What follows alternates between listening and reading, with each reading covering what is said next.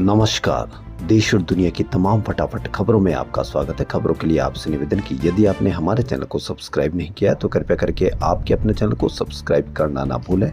आप सब्सक्राइब करते हैं तो हमें हिम्मत होती है सही और सच्ची खबरें आप तक पहुंचाने की। वरना मीडिया में किस तरह की खबरें आपको दिखाई जा रही है यह आप भली भांति अब समझने लग गए हैं। मीडिया में रुपया कमज़ोर होता है इसकी कोई खबर है नहीं है। मीडिया में पेट्रोल महंगा होता है इसकी कोई खबर है नहीं है। मीडिया में अमेरिका के ट्रंप के टैरिफ वार से आपको कोई फर्क पड़ा कोई खबर होती है नहीं है। मीडिया में आपके शेयर में लगाए गए पैसे का नुकसान होता है उसकी कोई खबर है नहीं है। मीडिया में किसकी खबर है बताने की आवश्यकता नहीं है। और अब मीडिया पर इस तरह की खबरों को बढ़ावा देने पर रोक तभी लग सकती है जब आप उन चैनलों को बढ़ावा दें या उन खबरों को ज़्यादा बढ़ावा दें जो आपसे जुड़ी हुई है। जी हाँ, क्या है आज की बड़ी खबरें। लोकसभा में विपक्ष के नेता और रायबरेली से सांसद राहुल गांधी अमेरिका के 2 दिवसीय दौरे पर है। राहुल को संयुक्त राष्ट्र अमेरिका के बोस्टन लोगान अंतर्राष्ट्रीय हवाई अड्डे पहुंचे। यहाँ उनका बहुत गर्मजोशी के साथ स्वागत किया गया।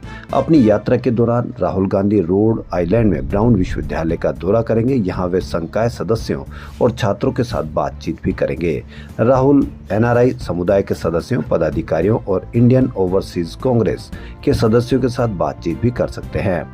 इससे पहले राहुल गांधी का अमेरिका में कांग्रेस के ओवरसीज चीफ सैम पित्रोदा ने स्वागत किया। उन्होंने राहुल गांधी को युवाओं, लोकतंत्र और बेहतर भविष्य की आवाज बताया। एक्स पर एक पोस्ट में पित्रोदा ने लिखा कि राहुल आपका अमेरिका में स्वागत है। युवाओं, लोकतंत्र और बेहतर भविष्य की आवाज, आइए सुने, सीखें और साथ मिलकर निर्माण करें। अमेरिका क्यों अमेरिका नंबर 1 है इसकी एक बानगी देखिए। अमेरिकी राष्ट्रपति डोनाल्ड ट्रंप की नीतियों के खिलाफ शनिवार को हजारों प्रदर्शनकारी एक बार फिर सड़कों पर उतर आए। ये प्रदर्शन सभी 50 राज्यों में है। मीडिया ने पूरी कवरेज की। जी हाँ, प्रदर्शनकारी ट्रंप की टैरिफ वार की नीतियों, सरकारी नौकरियों में छंटनी का विरोध कर रहे हैं। यानी लोग नीतियों का खिलाफ भी यदि अगर होती है तो विरोध करते हैं और मीडिया पूरी खबर उनको दिखाता है। यही अंतर है कि अमेरिका को टॉप का अमेरिका बनाता है।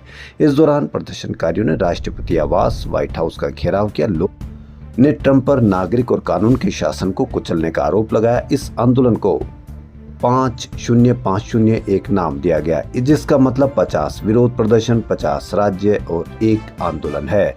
प्रदर्शनकारियों ने व्हाइट हाउस के अलावा टेस्ला के शोरूम का भी घेराव किया। ट्रंप के खिलाफ प्रदर्शनों का ये दूसरा दौर है। इससे पहले 5 अप्रैल को ट्रंप के खिलाफ पूरे देश में प्रदर्शन हुए थे। राजधानी वॉशिंगटन डीसी समेत सभी राज्यों में प्रदर्शन की बड़ी वजह राष्ट्रपति डोनाल्ड ट्रंप और कारोबारी एलन मस्क की आक्रामक नीतियां हैं। एलन मस्क की दक्षता विभाग लगातार सरकारी विभागों में छंटनी कर रहे हैं। यानी बेरोजगारी कम होते हुए भी वहां छंटनी का कितना शानदार विरोध किया जा रहा है। अब तक हजारों सरकारी कर्मचारियों को नौकरी से निकाला जा चुका है। दूसरी तरफ डोनाल्ड ट्रंप की अप्रवासियों पर कार्रवाई और दूसरे देशों पर टैरिफ लगाने की सख्त पॉलिसी भी इन प्रदर्शनों की एक बड़ी वजह है। ट्रंप के टैरिफ वार से अमेरिका में दूसरे देशों से आने वाली चीजों के दाम बढ़े हैं। इसका सीधा असर आम लोगों की जेब पर पड़ रहा है। यानी दाम बढ़ने से और इसका सीधा असर आम लोगों की जेब में पड़ने से पूरा देश के 50 राज्य, 50 विरोध प्रदर्शन, एक आंदोलन नाम देकर लोग सड़कों पर उतर गए।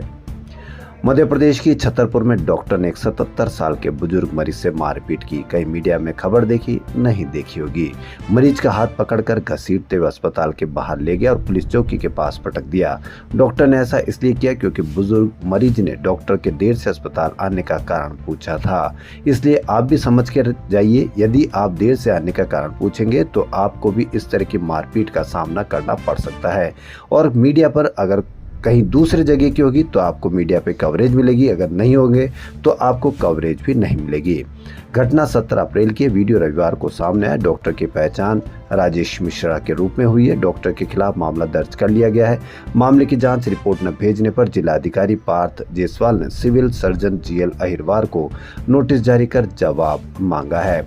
आपको कहीं भी वृद्ध आदमी का कोई आपको इसमें बयान नहीं मिलेगा।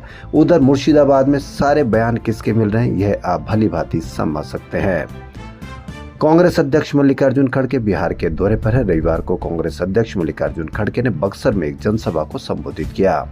इस दौरान उन्होंने पीएम मोदी और सीएम नीतीश कुमार पर जमकर निशाना साधा।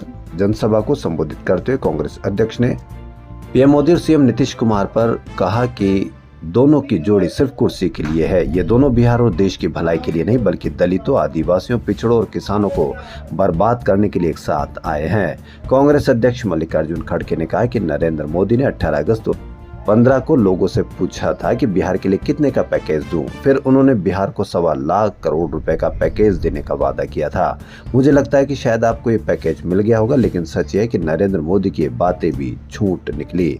बता दें कि जनसभा को संबोधित करते हुए कांग्रेस अध्यक्ष मल्लिकार्जुन खड़गे ने पीएम मोदी के 11 झूठ गिनाए। पीएम मोदी के झूठ गिनाने के बाद मल्लिकार्जुन खड़गे ने कहा कि नरेंद्र मोदी हमेशा झूठ ही बोलते हैं और वो झूठों के सरदार है। पश्चिम बंगाल की मुख्यमंत्री ममता बनर्जी ने आरोप लगाया कि भाजपा और आरएसएस ने पश्चिम बंगाल में दुर्भावनापूर्ण झूठा अभियान शुरू किया है। ममता ने शनिवार देर रात 2 पेज का खुला पत्र जारी कर ये आरोप लगाए। उन्होंने मुर्शिदाबाद हिंसा का जिक्र करते हुए कहा कि ये ताकतें उकसावे पर हुई दुर्भाग्यपूर्ण घटना का इस्तेमाल बांटने वाली राजनीति के लिए कर रही है। ममता ने लोगों से शांति बनाए रखने की अपील की, साथ ही कहा कि बहुसंख्यक और अल्पसंख्यक समुदायों को एक दूसरे का ख्याल रखना चाहिए। उन्होंने कहा कि हम सांप्रदायिक दंगों की निंदा करते हैं और उन्हें रोकना चाहिए। दंगों के पीछे के अपराधियों से सख्ती से निपटा जा रहा है, लेकिन हमें आपसी अविश्वास से बचना चाहिए। वक्फ संशोधन कानून के खिलाफ 11 अप्रैल को पश्चिम बंगाल के कई जिलों में विरोध प्रदर्शन हुए। 12-13 अप्रैल को प्रदर्शक हिंसक हो गए। इस दौरान पिता पुत्र की हत्या कर दी गई। शनिवार को राज्यपाल सीवी आनंद बोस भी मुर्शिदाबाद पहुंचे थे। ममता ने लेटर में लिखा कि भाजपा और उसके सहयोगी अचानक पश्चिम बंगाल में बहुत आक्रामक हो गए हैं। इन सहयोगियों में आरएसएस भी शामिल है। मैंने पहले आरएसएस का नाम नहीं लिया, लेकिन अब मुझे उनकी पहचान करने के लिए मजबूर किया जा रहा है।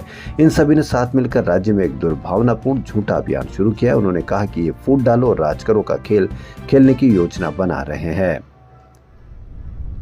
सुप्रीम कोर्ट ने 8 अप्रैल को राष्ट्रपति को विधेयकों पर फैसला देने के लिए एक समय सीमा तय करने की बात कही थी। इस पर अब विवाद बढ़ता जा रहा है। पहले उपराष्ट्रपति जगदीप धनखड़ ने कहा था कि अदालतें राष्ट्रपति को आदेश नहीं दे सकती है। उनके बाद 19 अप्रैल को भाजपा सांसद निशिकांत दुबे ने कहा कि कोर्ट अपनी सीमाओं से बाहर जा रहा है।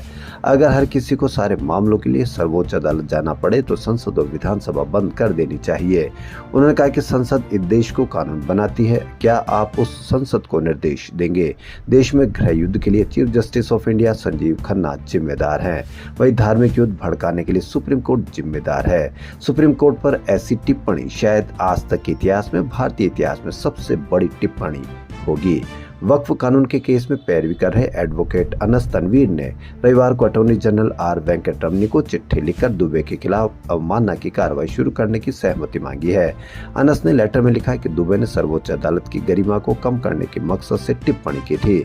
दुबे की यह टिप्पणी बेहद अपमानजनक और खतरनाक रूप से भड़काऊ है। लेकिन क्या होगा, कितना होगा, इसका असर आप अपने कमेंट से अवश्य बताएं।